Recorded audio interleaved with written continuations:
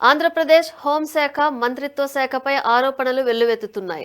ఆ శాఖ మంత్రి వంగలపూడి అనిత తీరు కూడా ఇందుకు ప్రధాన కారణమనే వ్యాఖ్యలు వినిపిస్తున్నాయి. కూటమి సర్కార్ అధికారంలోకి వచ్చిన ఏడాదిలోనే హోంశాఖ వివాదాలకు కేర్ ఆఫ్ అడ్రస్ గా మారింది.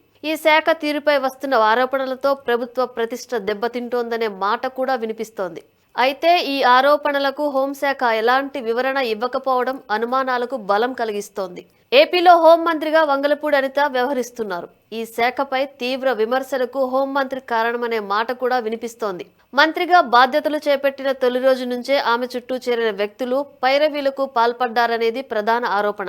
గుంటూరు జిల్లా తెలుగు మహిళా అధ్యక్షురాలు అన్నాబత్తుని జయలక్ష్మి దంపతులు అనిత కార్యాలయం బయటే ఉంటున్నారని, ఏ పని కావాలన్నా వీరికి ముడుపులు చెల్లించాలనే ఆరోపణలు ఏడాది క్రితమే వెల్లువెత్తాయి. దీనిపై సోషల్ మీడియాలో ఫోటోలతో సహా వార్తలు రావడంతో జయలక్ష్మిని అనిత దూరం పెట్టారనేది పార్టీ నేతల మాట.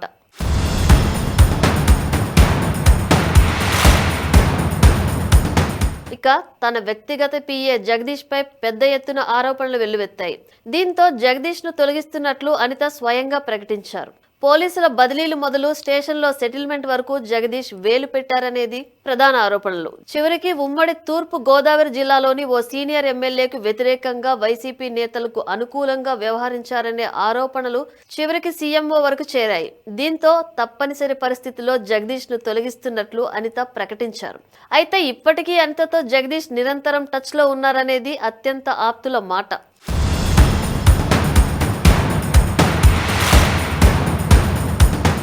ఈ ఆరోపణల వేడి ఇంకా చల్లారక ముందే కంప్యూటర్ల కొనుగోలు కుంభకోణం అంటూ ఆరోపణలు వెల్లువెత్తాయి.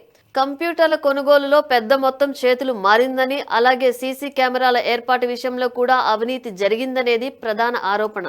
దీని కారణంగానే అనితను పదవి నుంచి తప్పించే అవకాశాలున్నాయనే పుకార్లు షికారు చేస్తున్నాయి.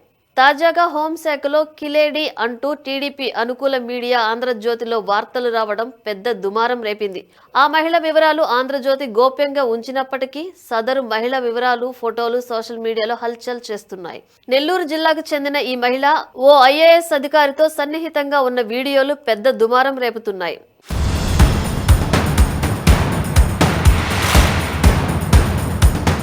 గత ప్రభుత్వంలో దిశ యాప్ చైర్మన్ గా వ్యవహరించిన సదరు మహిళ, మీకు ఏం కావాలో చెప్పండి నేను చూసుకుంటా, నేను చెబితే మీ ఎస్పీ చేయాల్సిందే అంటూ డీఎస్పీలు, సిఐ, ఎస్ఐలను కమాండ్ చేసే స్థాయికి చేరుకున్నారు. వైసీపీ పెద్దలతో అత్యంత సన్నిహిత సంబంధాలున్న మహిళ హోంశాఖలో ఆడింది ఆట పాడింది పాటగా రెచ్చిపోయారు. కూటమి ప్రభుత్వం ఏర్పడిన తర్వాత 6 నెలలు సైలెంట్ గా ఉన్న మహిళ ఇప్పుడు ఓ ఐఏఎస్ అధికారి సాయంతో మళ్లీ ట్రాక్ లోకి వచ్చారు. తన మార్క్ పనితీరుకు తెరలేపారు. ఈసారి ఏకంగా సచివాలయానికి మకాం మార్చారు. ఏ పని కావాలన్నా సరే ప్లీజ్ కాంటాక్ట్ అంటూ బోర్డు పెట్టారు. జీవిత ఖైదు పడిన ఖైదీకి పెరోల్ ఇప్పించారు. అలాగే నెల్లూరు సెంట్రల్ జైల్లోని ఓ ఖైదీ ప్రభుత్వ ఆసుపత్రిలో మహిళతో రాసలీలలు చేస్తున్న వీడియో కూడా బయటకు వచ్చింది. దీంతో పోలీసుల తీరుపై తీవ్ర విమర్శలు వెల్లువెత్తుతున్నాయి.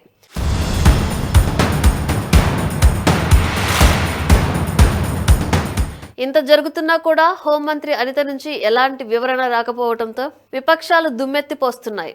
గతంలో ఇదే హోంశాఖపై పెద్ద ఎత్తున ఆరోపణలు చేసిన అనిత ఇప్పుడు అదే హోంశాఖలో అవినీతి జరుగుతుందంటే ఏం చేస్తున్నారనేది ప్రధాన ప్రశ్న.